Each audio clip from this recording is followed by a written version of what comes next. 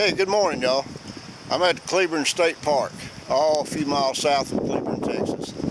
It's a nice, cool fall morning in the 40s. We got a pretty good cold front coming in, and we got gusts up to 30, 40 miles an hour this morning, so I hope you're going to be able to hear me. And our first freeze is supposed to come tonight, I think it is. So anyway, nice day to get out. Any day is a good day to get out and hike it. So let's get out to Cleburne State Park for a little bit. Coming into Cleburne State Park, this is the old original bridge built by the CCC, and this bridge was actually finished with traffic going over it in 1936. A couple of years ago, they built a new bridge and just kind of kept this one as pedestrian traffic, and I'm glad they did, because this park has lost the original store and restrooms on the lake, and that's kind of a shame that they did. But it's nice when you see the state parks restore some of the historical stuff and preserve it. Let's get a closer look at some of the stonework. You got to appreciate what the guys in the CCC troops back then went through when they built some of the state parks that we've got, not just in Texas, but all through the United States. National parks, state parks, and all this stonework you see just in this bridge alone, that's not done by machine. That's all done by hand. They dig out the native materials, and these stones are literally chipped out with chisel and hammer. So, man, the CCC did a lot of work for us that we still enjoy today.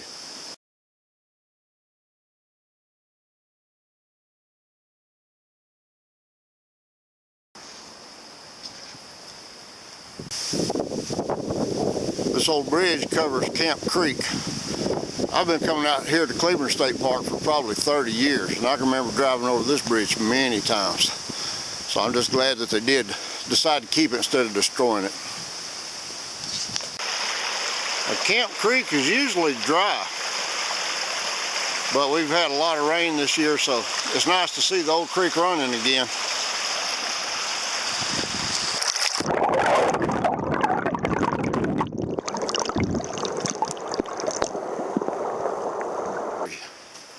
Man, it's a good day to be out in the woods. Feels good out here. I'm going to head over to Cedar Lake. That lake was impounded in 1934, I think it was, by the Civilian Conservation Corps, Troop 3804. And it's about a 107-acre lake. That's a spring-fed lake. And the lake is very pretty, but the cool part is, out of the solid limestone, they literally by hand chipped out a 3-tier spillway. I think they did have some kind of jackhammers or something, but you know, this we're talking about in the 30s. So whatever they did was a major undertaking. So we'll go ahead over there so you can take a look at that. This is the bottom tier of the 3 tiers I was talking about that was literally chipped out of solid limestone by the CCC, and it's really nice right now. Let's head up to the upper levels. Now, when I was talking about they hammered out a 3-tier spillway, I wasn't talking about something small. You can see this is large. This is the 2nd tier right here. We're not even up to where the lake is yet.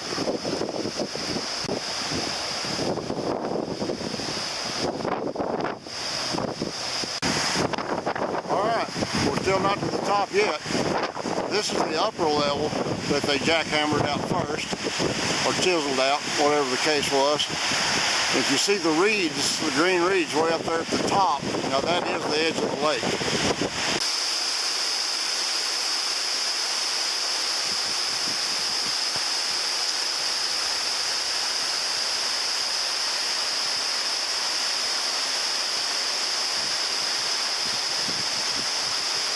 This is one of my favorite spots out here at Cleburne State Park, where it overlooks Cedar Lake. Back when my wife and I first started seeing each other, we just barely started dating. This is the first spot I brought her to. We're not necking. We weren't doing that, Mom. We were just looking at the lake.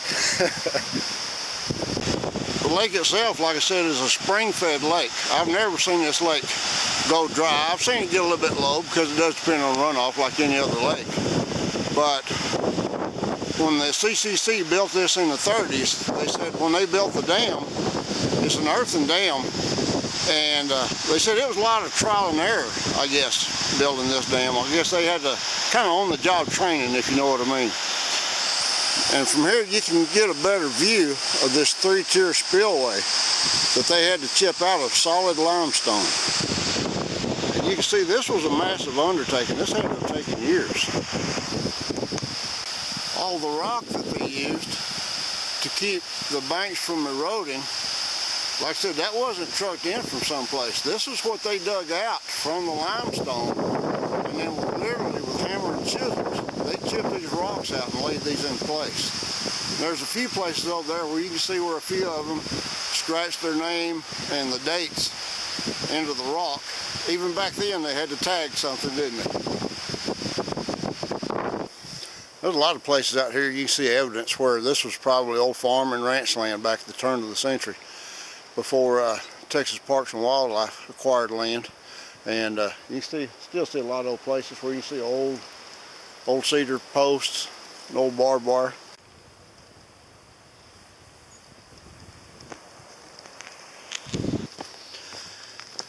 We're going to find some impression fossils to show you. Between 80 and 160 million years ago, we were in the Cretaceous period. And from the Gulf of Mexico all the way into Arkansas was covered by ocean.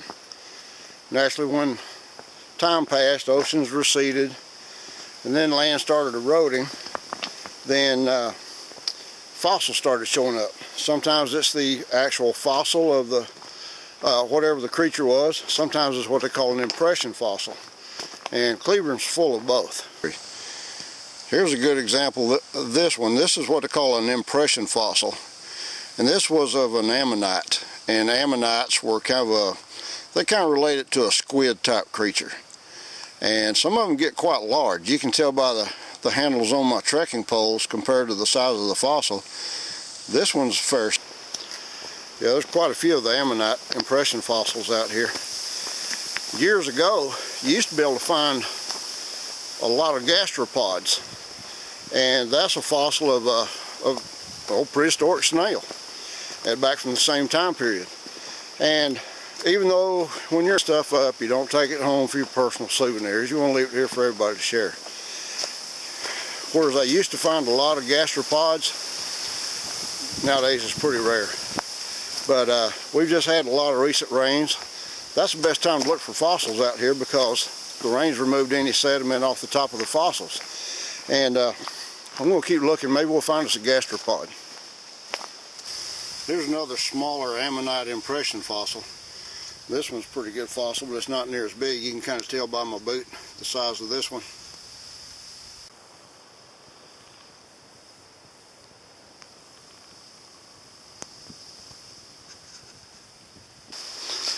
If y'all seen any of my other videos, you'll see where I've made the statement that I'm used to hiking in rocks. Good dirt tread, sand. That's not my norm. So I'm used to the limestone. And you can see by the tread here, you do watch your steps, especially on the downhills. And Cleburne State Park has got lots of up and down. We've got some hills here that are like 100 feet high with a 14% grade, which is almost 45 degrees. So you strap on a full backpack and come out here, buddy, you can get a workout and you can get yourself in shape for some of the longer hikes in different parts of the country. I've been steadily looking for a gastropod ever since I mentioned it, and here we go. It's a very small one, but it's still a gastropod. You can just barely see the swirls in this one. This is not the best one in the world. But like I said, what this used to be back in the Cretaceous period was basically just a snail. And a lot of people think, well, that's just a rock. Well, here's the cool thing. This was a snail between 80 and 160 million years ago. I'd like for my grandkids to be able to come out here and see this. I do know one thing. I've been out here just about long enough that even if it is in the 40s, it's about time to pull this jacket off. I'm gonna wait till I get up here to what I call Michelle's Rock before I do. Alright, this is Michelle's Rock I was talking about. And that's not the real name. I just call it that because that's where Michelle likes to stop and take her breaks whenever we're out here. We've usually got a few miles in by then. She's ready to chill for a minute.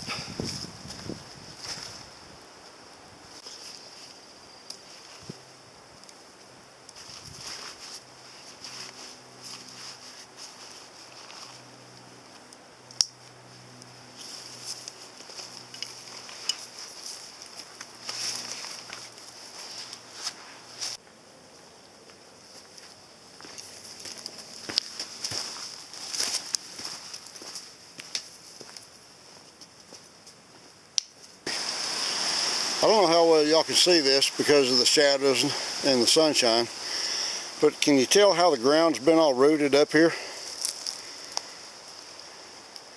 And you'll find areas that are just huge that have been rooted up. And that's all from feral hogs. They'll come out at night and they'll run across from one side of the park to the other. And when they do come through, it's probably some pretty good sized herds of pigs, and they just root up everything in the world looking for grubs and everything else to eat.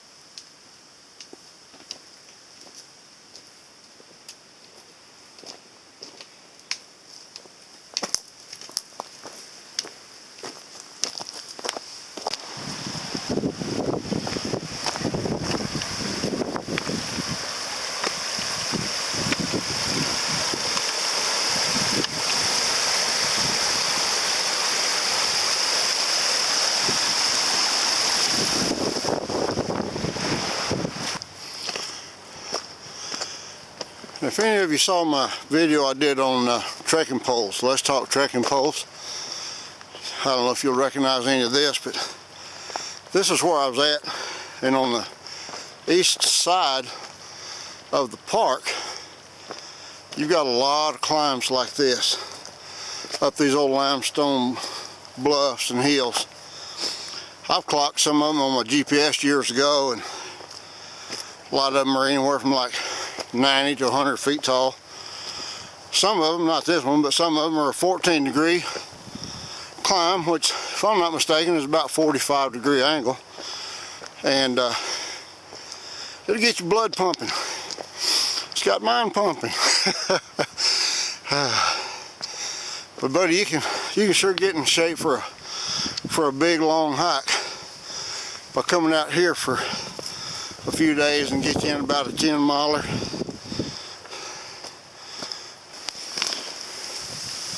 Up here I'm coming up on one of those 14% grades I was talking about.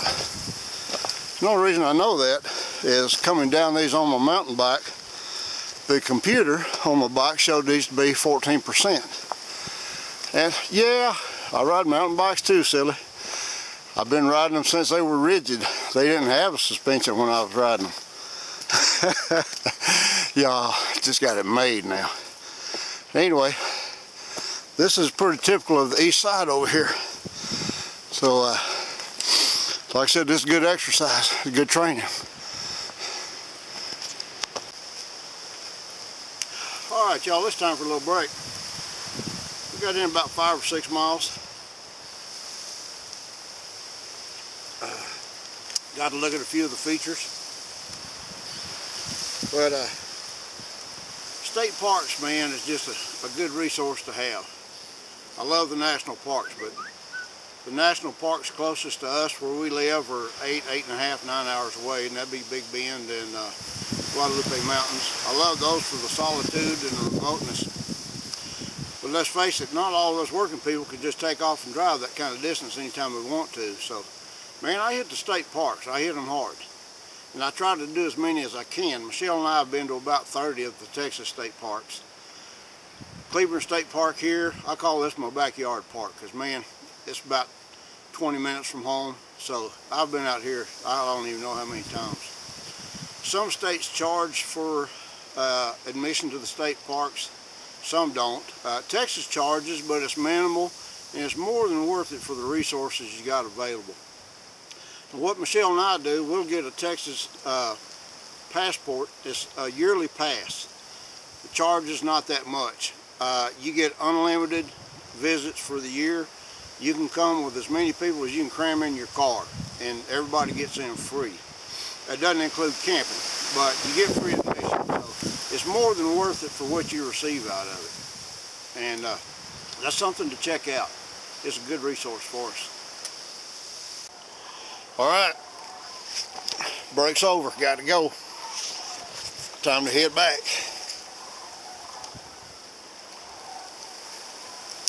Sure been good though.